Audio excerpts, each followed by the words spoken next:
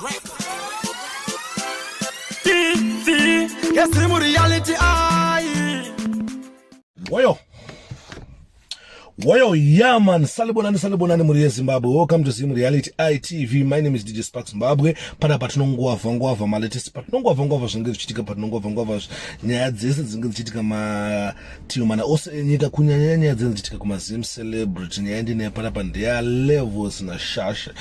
pane zvaitika pane accident yawaita zvinova zvinhu zviri kutifadza semhuri yeZimbabwe yatikukumbira mhuri yese yeZimbabwe kuti inge ichivanamatira inge ichinamatira even vamwe wacho dhumana nawo wachisingatara levels zashasha ucheti asi munhu wese ainvumbo pa this accident ngati vanamatirei kuti mwari vaitire zvakanaka vapore nekukasika saka ndofunga mapicture muri kuona aya ndio mapictures accident yaitika iyoyo yarovana mota iyo nemota iyo ndofunga muri kuzviona zvatikuisa pa screen apo ndizvo zvaitika izvozvo levels nashashewo wainvumbo ine car accident and tikuwisha a speed recovery kana pachinge paine zvaitika kana pachine zvimwe zvichizoitika tinenge tichikuudza tichikunotify kuti zvamira sei zvakamira sei levels are strong here shasha was strong here pakaipa guys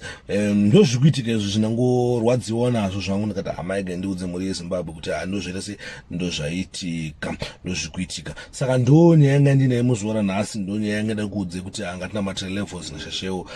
nevamwe vanhu even waita nawo accident wacho wese vakakosha munhu wese akakosha ngativanamatire mwari vaitire zvakanaka kasike waita se wapora uyezve nyaya yandinayo pfuna apa sanaita senzandabva panapa ndekungoti amana e-wallet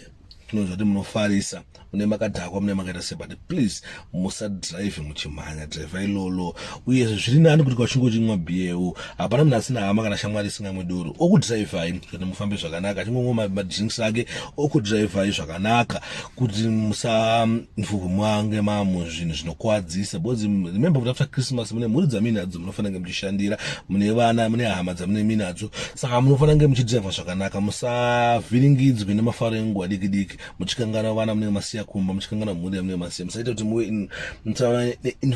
musave makainfluencwa nemadrugs musave makainfluencwa nebia alcohol then mozviita zvinhu zvokuti mhuri dzenyu dzinozosara dzichishaya vana vadzichengeta. Thanks for watching. My name is DJ Spark Zimbabwe. Ndiripo pachivhitivhiti health chivhitivhiti sina maside effect chingoti happy Christmas and happy new year. Pink Art Graphics.